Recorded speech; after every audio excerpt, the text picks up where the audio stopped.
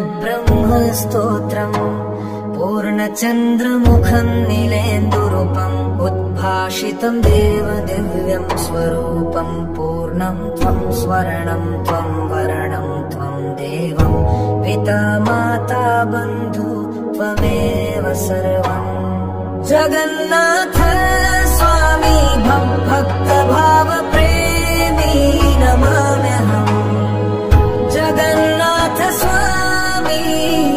भक्तभावप्रेमी नमाम्यहम् कुञ्चितकेशम् च सञ्चिद्वेषम् वर्तुलस्थूलनयनम् ममेशम् पीनकनीनिकानयनकोशम् आकृष्ट ओष्ठम् च उत्कृष्टाश्व जगन्नाथ स्वामी भक्तभावप्रेमी नमाम्यहम् जगन्नाथ स्वामी भक्तभावप्रेमी नमाम्यहम्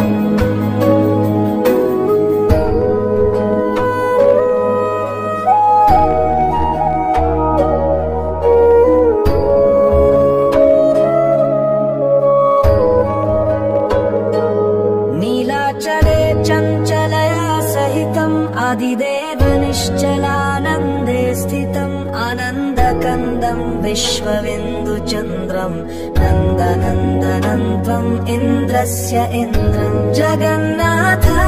स्वामी भक्तभावप्रेमी नमाम्यहम् जगन्नाथ स्वामी भक्तभावप्रेमी नमाम्यहम् सर्वमूलम् सूक्ष्मातिसूक्ष्मम् त्वम् स्थूलातिस्थूलम् कान्तिमयानन्तम् अन्तिम प्रान्तम् प्रशान्तकुन्तलम् ते मूर्तिमन्तम् जगन्नाथ स्वामी भक्तभावप्रेमी नमाम्यहम् जगन्नाथ स्वामी भक्तभावप्रेमी नमाम्यहम्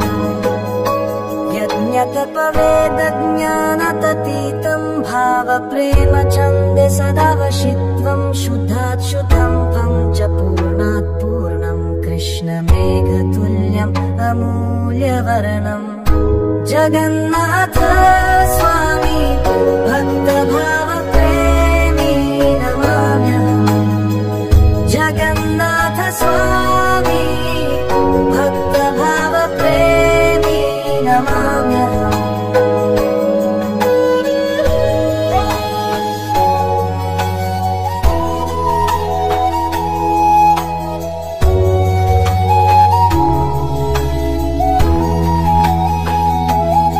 विश्वप्रकाशम् सर्वक्लेशनाशम् मनबुद्धिप्राणश्वास प्रश्वासम् मत्स्यकूर्म नृसिंह वामनत्वम् वराह राम अनन्त अस्तित्वम्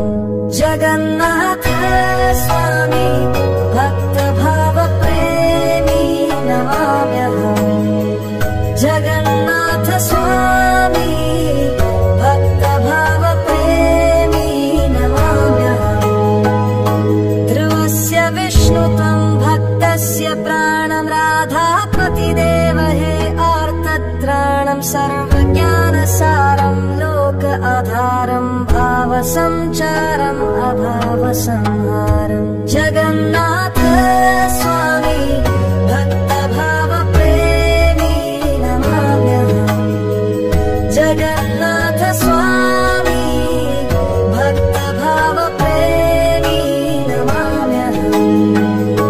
बलदेव सुभद्रा पार्श्वे स्थितम् सुदर्शनसंज्ञे नित्यशोभितम् नमामि नमामि सर्वाङ्गदेवम् हे पूर्णब्रह्म हरि मम सर्वम् जगन्नाथ स्वामी भक्तभावप्रेमी नमाम्यहम् जगन्नाथ स्वामी भक्तभावप्रेमी नमाम्यहम्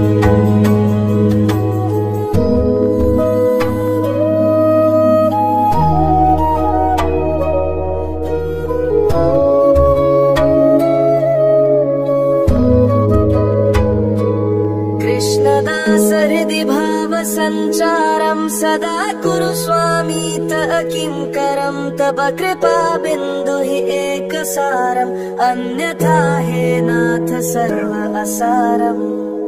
जगन्नाथ स्वामी भक्तभाव